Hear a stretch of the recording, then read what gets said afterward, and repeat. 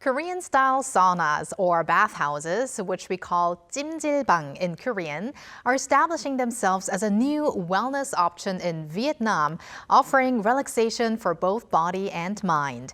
How have Korean 찜질bangs won over the hearts of the locals? Let's hear from today's K-correspondent Kim Hyeri, also known as Cheri Hyeri, a YouTuber in Vietnam. Hello, Hyeri. Hello, Hyeri. Hello, Culture Wave viewers. I'm Cheri Hyeri. I'm a Korean creator, producing Vietnamese language content, vlogs, beauty reviews, and culture pieces, translating Korean scripts into natural Vietnamese to help viewers in Vietnam discover authentic life and trends in Korea. All right. Thank you for that introduction, Hyeri. And now let's get into our main topic today. Excellent, excellent. Just a quick question. How long have you been doing your content for? Wow, it's been almost 10 years. Oh, almost 10 years. Wow, you're a veteran on YouTube. But yes, let's get straight into our main content. So we are talking about Korean-style Jjimjilbangs. Now, Korean-style Jjimjilbangs are said to be gaining a lot of popularity in Vietnam. Can you maybe tell us on how popular we are speaking here? So Korean-style jjimjilbangs have indeed gained significant traction in Vietnam. Notably, the Golden Lotus Healing Spa land in Ho Chi Minh City is recognized as one of the premier Korean-style spas in the country, offering authentic jjimjilbang experiences with Korean-speaking staff and traditional services like body scrub and sauna rooms. In addition, Amare in Hanoi is known as a place where you can experience a Korean-style jjimjilbang featuring 9 different types of sauna facilities and Healing Pearl Spa in Hoi An, Aquafield in Nha Trang, so many, I can't even name them all. This establishment highlights the growing demand for Korean wellness culture in Vietnam. And Hyeri, I have to say it's very interesting to see that growing popularity of Jjimjilbangs in Vietnam, because Vietnam is actually a very humid country, humid subtropical climate that you can find there. So tell us more about how the Jjimjilbangs there fit the local conditions. So what are the similarities from the Jjimjilbangs in Korea, and also what are the Vietnamese elements that you can find there? Unlike in Korea, where jjimjilbangs are often large, 24-hour family spaces, in Vietnam, they're usually smaller and more like premium spas that combine sauna with massage or facial treatments. The focus is more on wellness and beauty than spending a whole day with family, and prices are higher than typical local massage shops. Many places also mix in Vietnamese herbal steam or traditional massage, so it's a hybrid of Korean and local wellness. That said, they still share some similarities with Korean jjimjilbangs. There are multiple sauna rooms, hot and cold baths, and body scrubs. Some even have Korean touches like the lamb head towel, uniforms, or snacks such as shikke and ramyeon, so visitors can still enjoy a bit of authentic Korean culture. Do they also have the boiled eggs there? Yes, of course.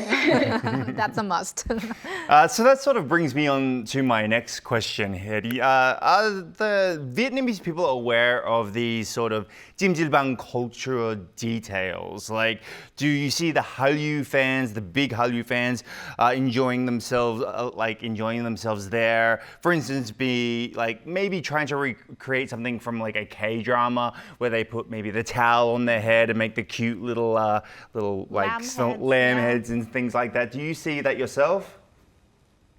Yes, many Vietnamese customers, especially younger generations who follow K-dramas and K-pop, are aware of the unique Jjimjilbang culture details like the lamb head towel, eating ramen or shikke in the lounge, or even trying body scrubs. These are often introduced through Korean dramas, variety shows, social media clips, and me. I have introduced that on my YouTube, so people already have a sense of what to expect before they visit.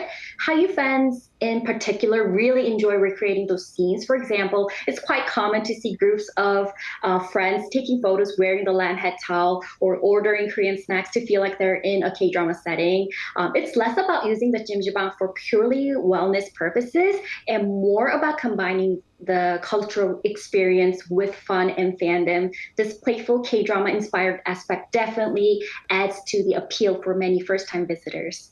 And I think also the recent animated film, K-pop Demon Hunters, may add to that, popularity because we also had a Korean 목욕탕 or a Korean style bathhouse. And I think it starts a lot with those media.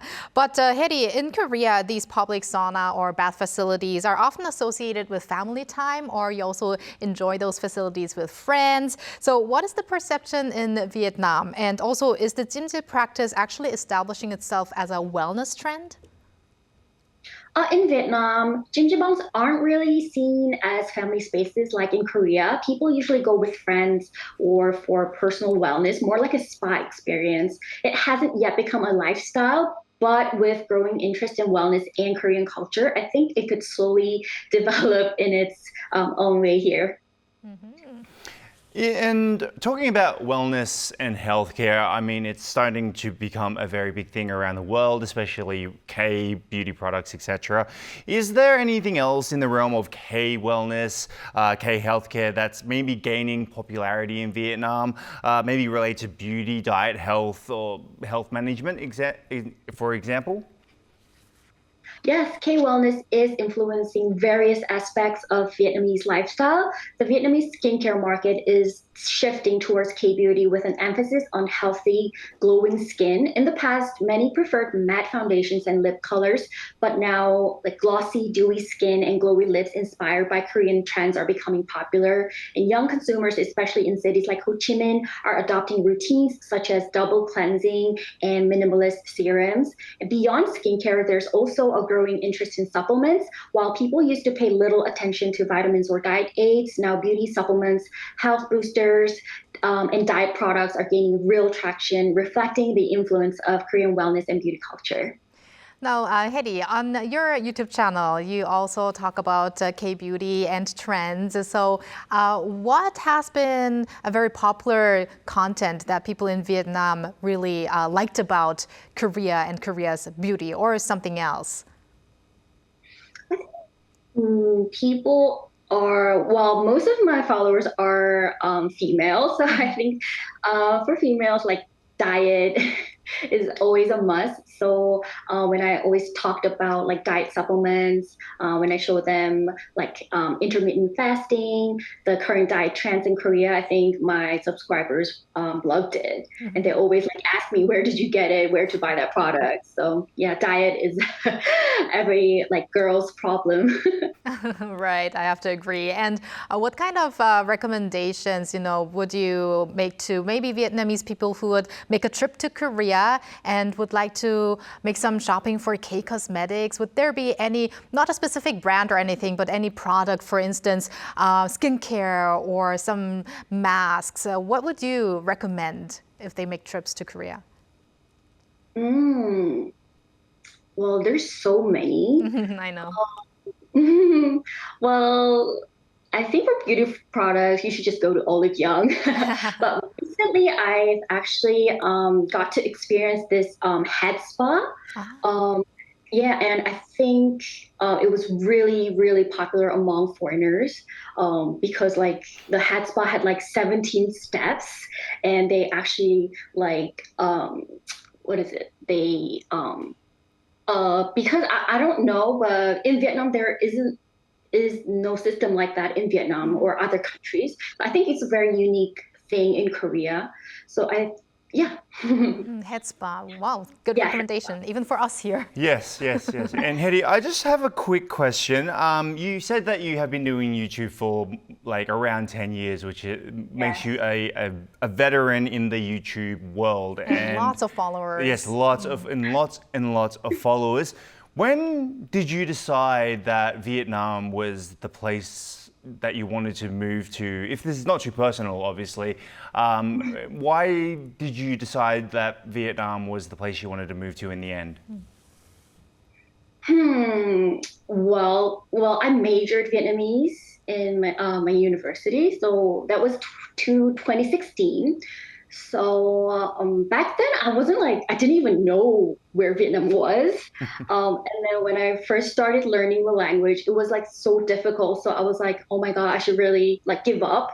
And then on my second semester, we have to go to Vietnam to learn the language. And then when I first got there, like the weather and the people, the culture and everything, I just loved it so much. So that's when I decided, oh my God, I should to be devoted. Like I love this country so much.